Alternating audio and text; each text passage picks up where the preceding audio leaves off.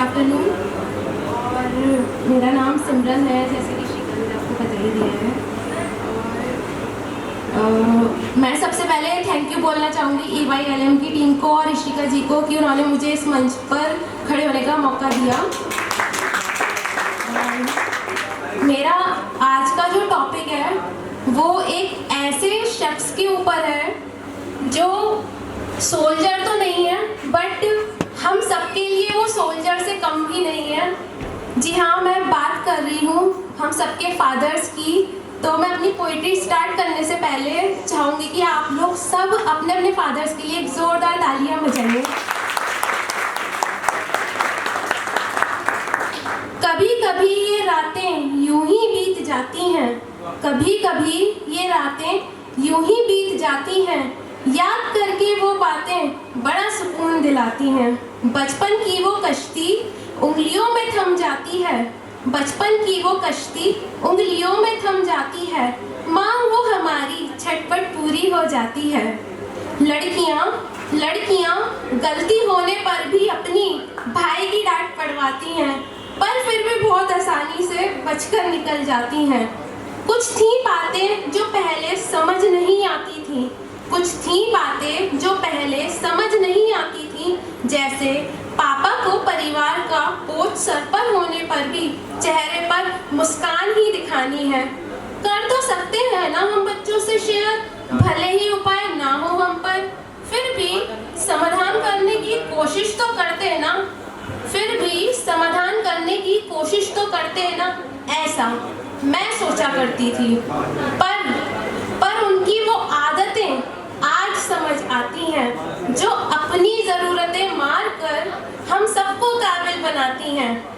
कहते हैं, आगे की लाइन मैंने हम सारे प्यारे भाइयों के लिए लिखी है मेरे, जैसे कि कहते हैं ना कि जब बच्चा बड़ा हो जाता है, अपने फादर के शूज़ जब पहनने लग जाता है, तो कहते हैं ना कि मतलब पेरेंट्स को, फादर्स को बड़ा प्राउड फील होता है कि बच्चा हमारी बराबरी का हो गया है।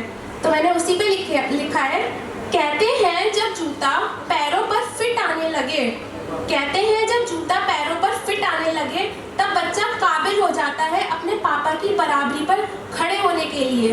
पर मेरे फादर का क्या कहना है वो सुनिए, उनका क्या कहना है वो सुनो। तू बन जा मेरी बराबर का, तू बन जा मेरी बराबर का, तू थाम ले हाथ मेरा, तू गिरने मत देना मुझे बुढ़ापे में जब याद करूं तेरा चेहरा।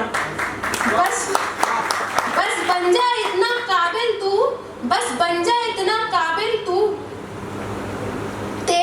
बस बन जा इतना काबिल तू, सर देखूं तो सर हो ऊंचा मेरा, तेरे लिए तो मेरा सब कुछ कुर्बान, तू ही तो बस एक तारा मेरा। आगे की लाइन मैंने अपने लिए लिखी है, कहते हैं ना लड़कियां पापा की परी होती हैं, बहुत लाडली होती है, मैं भी थी। पर मैं ऐसा कभी कभी क्या होता था, मेरी बहुत लड़ाई हो जाती थी, कभी मैं मतलब कुछ मेरी विश पूरी नहीं हुई तो मैं झगड़ा करने लगती थी। जब जब आंखों में उबाल था आता, जब जब आंखों में उबाल था आता, कारण भी देने वाला तू होता। नादानियां थी जो समझ नहीं आती थी, पर होती जब मांगे टूटे तारे से मेरी, होती जब मांगे टूटे तारे से मेरी, चुपके से सुनकर पूरी हो जाती।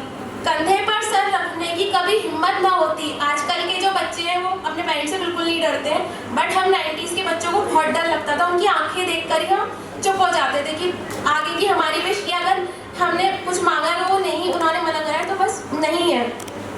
तो उसके लिए मैंने लिखा है, कंधे पर सर रखने की कभी हिम्मत ना होती, आंखों से ही मेरी ये रूह कांप जाती। पर जब जब आंखों में आंसू थे होते, जब जब आंखों में आंसू थे होते, जमीन पर छूने से पहले उसकी वजह ही दूर हो जाती। कभी कभी उस शख्स की बड़ी याद आती, कभी कभी उस शख्स की बड़ी याद आती।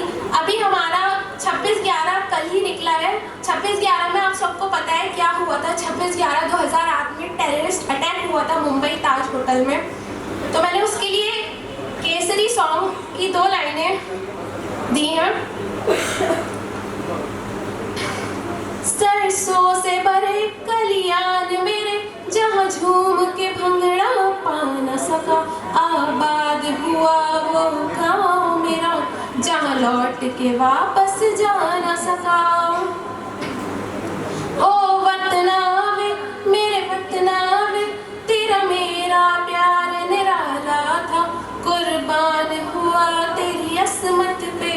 मैं कितना नसीबो